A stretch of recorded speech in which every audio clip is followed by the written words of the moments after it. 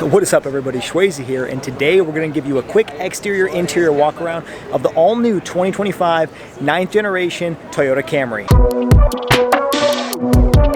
Alright, right off the bat, starting off with the exterior, the front end I think is the largest difference from the prior generation, and it's kind of giving me Toyota Prius vibes, maybe Toyota Crown vibes, and that's to be expected because this is obviously a Toyota. You got LED daytime running lights, and then the lower end of the grille looks kind of like a Lexus to me, and again, no surprise because it's the same company, so it's a pretty striking front end, although I will say the overall design is more of an evolution than it is a revolution. Now you have front parking sensors over here. You also have all of the Toyota Sense 3.0 safety features.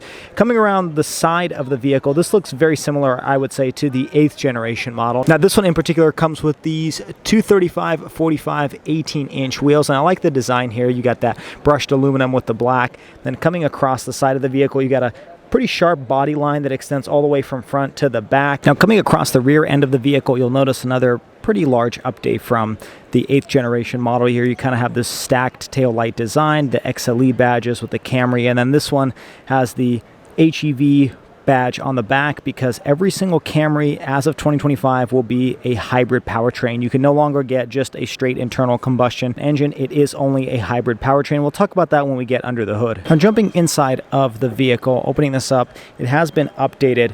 This is probably the biggest change for the 9th generation. First off, nice soft touch materials up top. This has a interesting material. It's almost like a cloth-like material, something I haven't really seen in a lot of other vehicles. Aluminum trim pieces over here, nice soft touch material with some contrast stitching, typical Toyota window switches over there, and then a little compartment down at the bottom. Now taking a look at these seats, they are leather wrapped. Again, this one being a higher trim level, it's going to have some nicer amenities. Again, you have a little bit more of that kind of same material as on the door panel on the seats. Looks pretty interesting. Now jumping inside of this vehicle, you can get a variety of different screen options. So the standard is a 7-inch gauge cluster display and an 8-inch touchscreen, but this one being the upgraded version, you have a 12.3-inch display over here and a 12.3-inch touchscreen over here, and it looks pretty good. I mean, this is definitely a little bit more premium. Again, more of that cool looking cloth material that just gives this interior kind of a more luxurious, futuristic feel. Now starting with the steering wheel, very similar to other Toyota products. Left hand side are your controls for your gauge cluster display. On the right hand side is your cruise controls. Of course, you have the standard suite of safety features like blind spot monitoring, lane keep assist,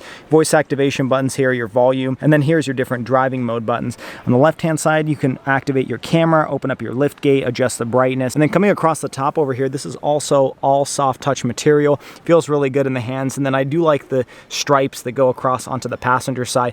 Now of course this vehicle isn't on, so I can't show you the infotainment screen, but down here you have your climate control settings. These are all physical buttons. Toyota knows what its customers want. They don't want touchscreen controls. Got your air vents over here. Down here you got a bunch of different USB ports, USB-C and USB-A. You've got a little compartment over here where you can store different items, and then a wireless charging pad, leather wrapped gear selector, 2 cup holders, and then you can run in EV mode or eco or normal. Soft touch material on the armrest, and then climbing inside, just a little cigarette style power outlet. Now above you, you have a large panoramic sunroof because again, this is the higher trim level. Now let's climb into the second row. Climbing back here, you got a little bit of hard touch plastic on the door panel, but overall pretty nice material where you're going to be resting your elbow. And taking a look at these seats, they look really nice. Now this seat is pretty far back, so there's really not much leg room, but this is obviously going to be fixed if you're sitting behind the driver. And then you've got a little compartment over here where you got 2 cup holders, and you've got 2 rear air vents and a couple USB ports down at the bottom as well. Now jumping under the hood of the Camry, there's really only one engine option. It's a 2.5 liter 4-cylinder hybrid engine. That's the only one you can get. Now in the front wheel drive version, it produces 225 horsepower. If you get the all-wheel drive version, which is now optional on every single trim level, it can bump up your horsepower figures to 232 horsepower. Now in terms of fuel economy, it hasn't really been released yet, but the current one gets about 46 to 52, and so I imagine this one will be pretty similar to those numbers. Well, there you have it, folks. That finishes off today's quick exterior interior walk around of the new 9th generation 2025 Toyota Camry. What are your thoughts on the Camry? Would you take this over the dwindling competition, or would you pick a crossover instead? I hope you guys enjoyed today's video. If you did, hit that like button and subscribe to the channel for all of the weekly videos. Also check me out on all the social media at Shwayze_. Until next time, everybody, I hope you stay Shwayze, stay healthy, have a wonderful day.